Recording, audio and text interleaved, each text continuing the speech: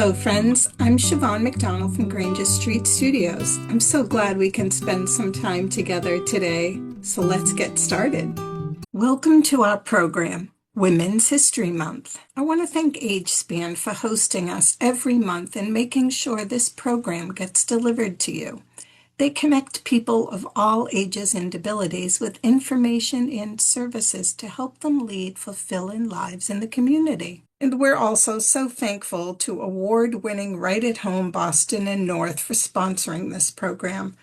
With decades of providing home care services, their proven professionalism, caring, and commitment continues to help people live their best lives. Why do we need a special month to honor women?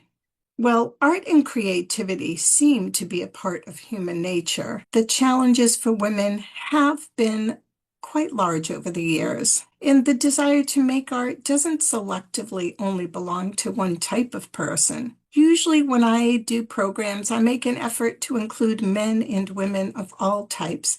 But seeing as how this is Women's History Month, I'm focusing on women artists this month. Interestingly, studies have suggested that women were likely the principal artisans in Neolithic or cave cultures, creating pottery, textiles, and jewelry, with many cave handprints identifiable as female. Artists stenciled these handprints that you're looking at in Argentina between 9,000 and 13,000 years ago. Now, in most hunter-gatherer societies, it's men that do the hunting, but it's often the women who haul the meat back to camp, and women are as concerned with the productivity of the hunt as the men are.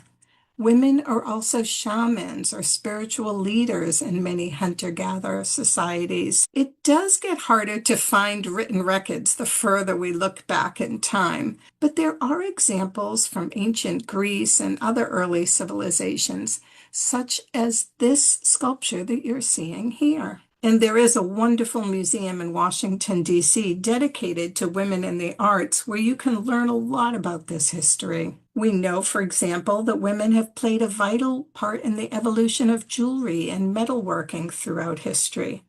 In many ancient cultures, women were skilled in metalworking and they created intricate jewelry and decorative objects. They also wove cloth and were involved in all aspects of linen making. Women in Egypt had legal equality all the way back to almost 3,000 years before the Common Era. They could own property, sign documents, and leave their property to whoever they wanted. As fully legal people, Egyptian women actually had more rights than women in the United States in 1950. But the truth is that throughout most of history, women artists have faced serious limitations in education, recognition, and artistic expression solely because of their gender. And although many women artists have been featured in exhibitions and enjoyed success during their lifetime, they were systematically written out of art history after their death. A lot of women artists created, though, despite the challenges they faced. Margaret Tafoya was born in 1904 in the Santa Clara Pueblo near Santa Fe, New Mexico. She learned the ancient techniques of hand-building pottery from her mother. During the 1950s, with the rise of interest in Native American art, Tafoya became well known worldwide for her skill in hand-building uncommonly large clay vessels. Of her 10 surviving children, 8 have become accomplished potters and continue the family legacy. I'm wondering, what do you think are the 3 most important qualities women should have? Artemisia Gentileschi is one of the few female painters of the Baroque era. She lived in 17th century Italy. And despite the intense social pressures of her time, she presented a powerful stance through her art. And unlike most artists of her era, Gentileschi depicted female characters as strong and independent, transforming her work into a bold response to the hardships faced by women. Her talent and courage set an inspiring example for future women artists. Although female artists participated in the Impressionist movement of the 19th century, And we have looked at some of these artists before. Artists like Berta Morisot often found themselves compelled to focus on domestic life and traditionally feminine subjects, while male artists like Claude Monet and Edward Manet took center stage in the art world.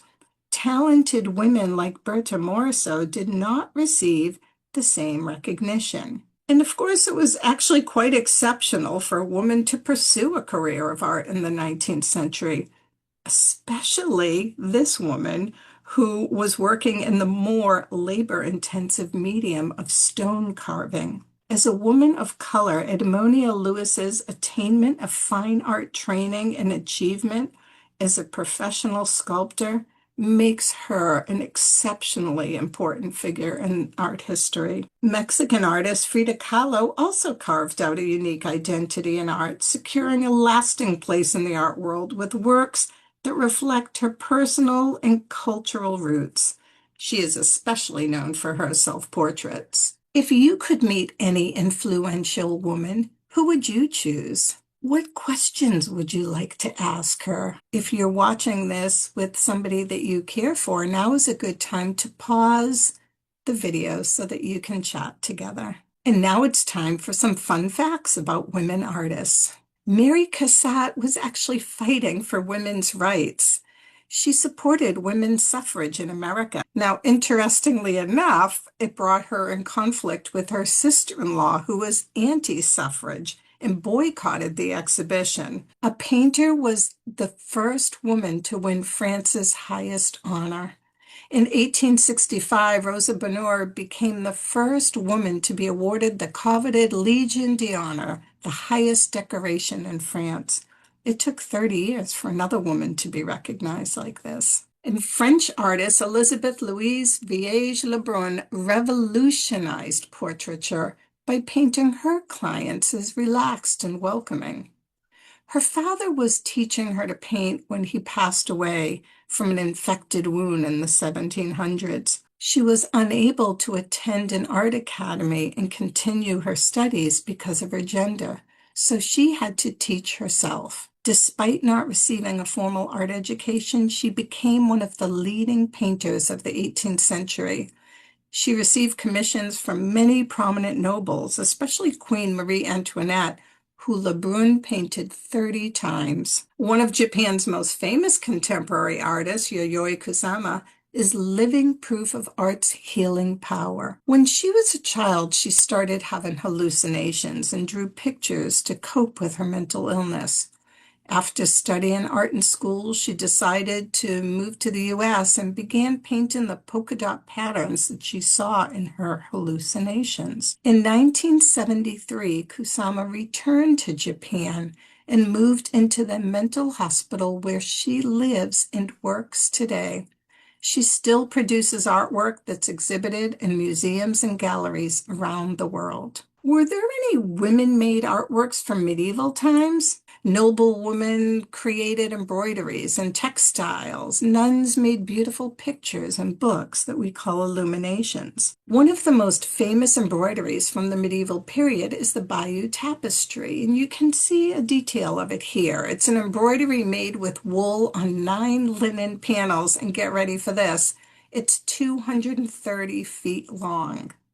It shows about 70 scenes telling the story of the Battle of Hastings and the Norman conquest of England in 1066. The Bayeux Tapestry might have been made in a workshop, either by a noblewoman and her helpers, or in a nunnery. Faith Ringgold was an artist, activist, author, and education who joined elements from history and culture with her autobiography to address issues of racism and sexism. Her storytelling paintings, quilts, performances, and sculptures celebrate the joyous and everyday facets of Black American life.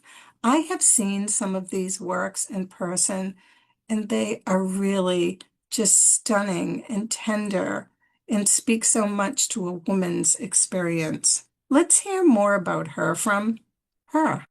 I remember when I was young and I would go into a gallery to show my work. The gallery dealer would look at my legs, but not my art.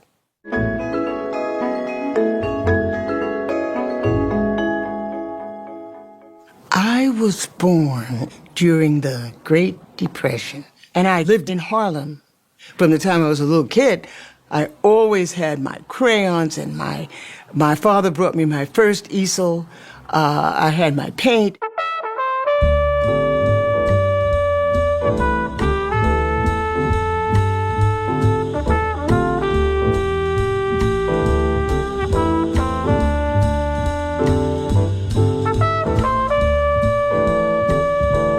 Who's Afraid of Aunt Jemima was my first story quilt. We know Aunt Jemima as this person on a pancake box. I rewrote Aunt Jemima's whole story.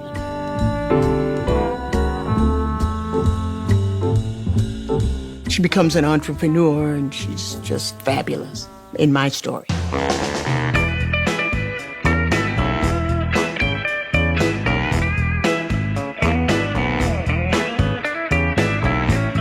They would call the guys inside to sit around the table to talk to the curators and to the directors.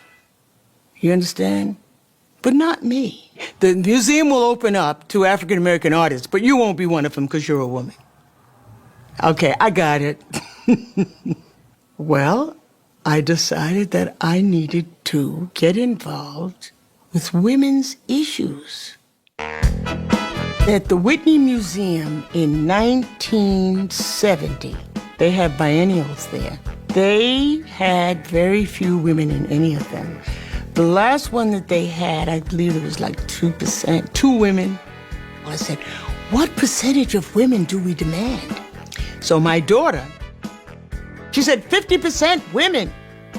You want 50% of the people in the biennale to be women. You know, we'd blow our whistles. We had police whistles that we blew. We had eggs. I boiled mine and painted them black and put 50% on mine. It felt like we were doing something, and we were a part of the movement in America to equalize things.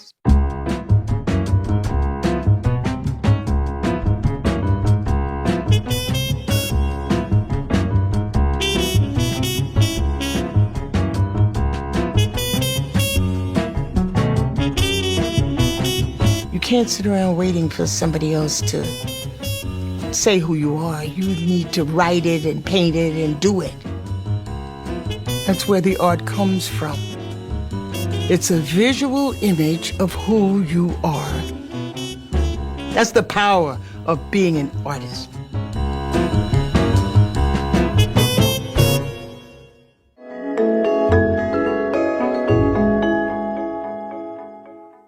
There are a lot of women who work with abstraction, lovely meditative works filled with thought and color. Alma Thomas was a teacher and artist who developed a powerful form of abstract painting late in life. From the mid-1960s, she produced brilliantly colored and richly patterned works. Born on a farm in rural Saskatchewan, Canada, Agnes Martin immigrated to the U.S. in 1932 in the hopes of becoming a teacher. After earning a degree in art education, she moved to the desert plains of Taos, New Mexico, where she made abstract paintings. And there's Helen Frankenthaler, who pioneered a new style of abstract expressionist painting that earned her the respect of the art world and inspired other artists. She combined drip techniques with her own innovation of thinning oil paints until they soaked into the canvas like watercolors, creating breathtaking, disembodied color fields. Xiao Wang is one of the most prominent young voices in abstract painting. She currently lives and works in Berlin. And Ruth Aiko Osawa was an American modernist artist known primarily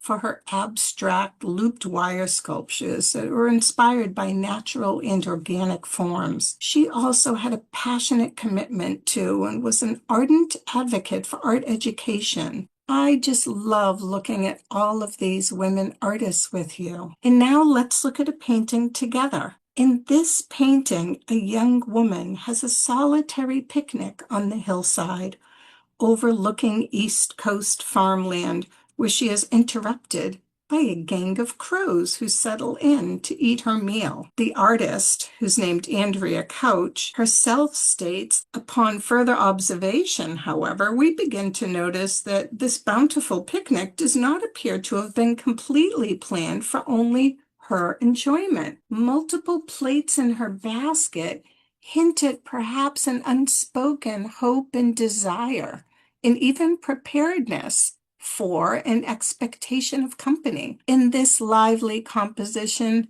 she does not protest the bird's audacious arrival. Instead, she appears to secretly embrace it. Andrea Couch, who was born in 1986, is an American painter known for her magical realism paintings of the Midwest. Her paintings feature women and animals in desolate American landscapes. She uses a small group of friends as models, which kind of reminded me of how Norman Rockwell worked, using his friends and neighbors as models. Of course, being a woman artist can be tough and rewarding even today.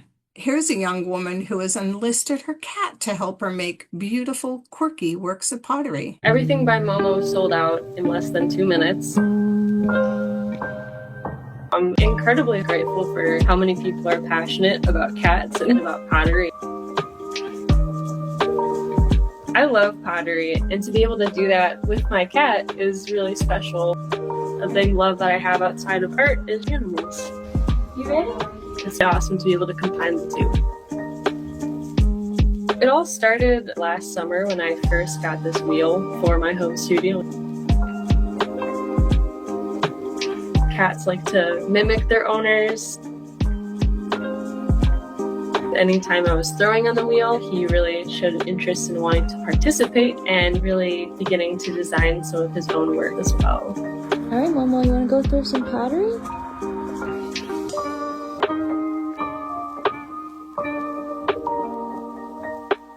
He will also paint slip onto it.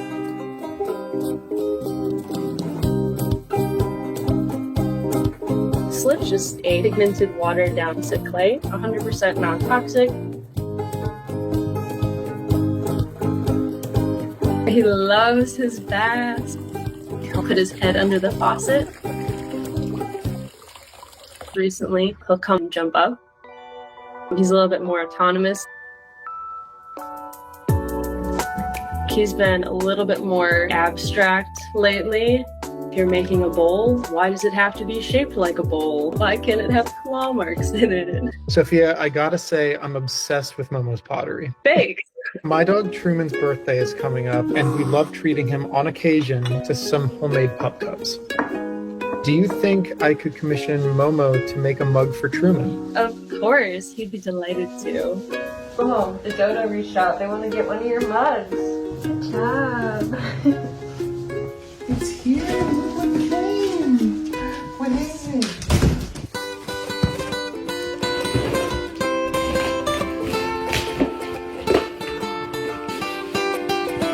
Truman. Look at that.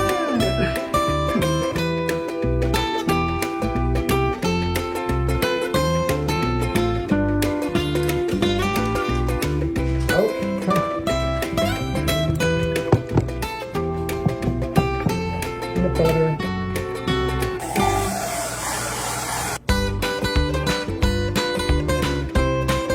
How did Truman like the mug?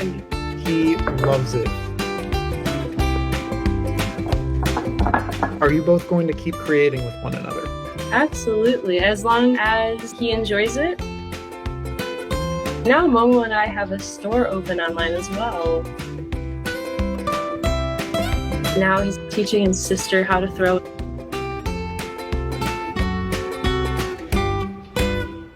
The reason why we like to make things together is because we're spending time with one another, just enjoying the process.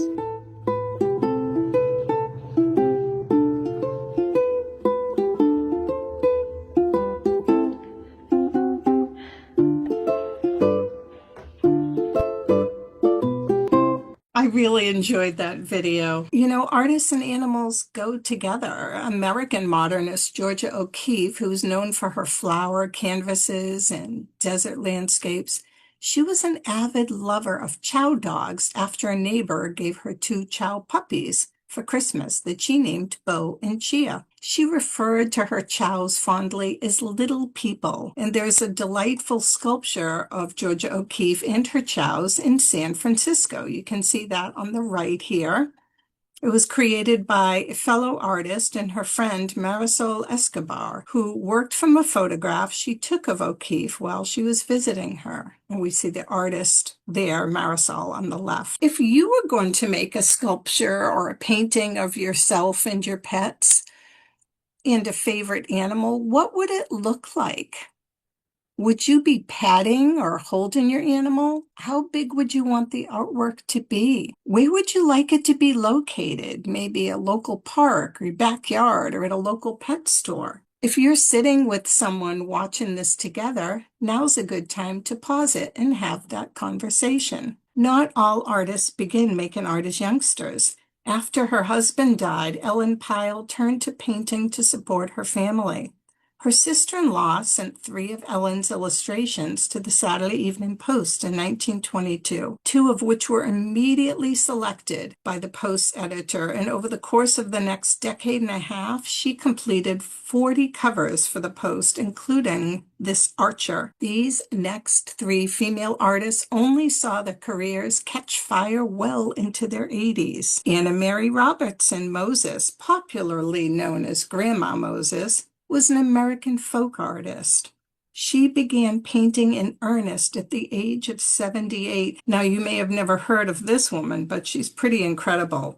Cuban-born geometric artist Carmen Herrera lived until age 106. She studied architecture as a young university student, but didn't sell her first painting until 2004. At the age of 89. And here we're looking at an Australian Aboriginal artist whose name I'm going to do my best to pronounce. It's Mirading Kingati Juwanda Sally Gabori. She was born in Australia and spent the first 20-odd years of her life fully immersed in her indigenous culture. She was skilled in traditional weaving and craft techniques, but didn't begin painting until she was 80 years old. Today, her work is held in Australian museum collections around the world. Women artists tackle lots of subjects. We're not limited to domestic family scenes or royalty anymore. Now we paint chickens sometimes in sculptures that are made to fit in a certain environment. Women have designed some of the most tender and visited memorials in the world and still use themselves as the subject of their work, reminding the planet that women artists were always here and we're here to stay. Many thanks again to AgeSpan and Right at Home. Teamwork makes the dream work, and they have teamed up here to make sure you all get a few extra moments of art in your life. We all send you best wishes for a most wonderful rest of your day. I'll see you next month for more deep dives into the world of art and culture. Until I see you again, goodbye, friends. Goodbye, friends. Goodbye, friends. It's time to say goodbye. Goodbye, my friends. See you next month.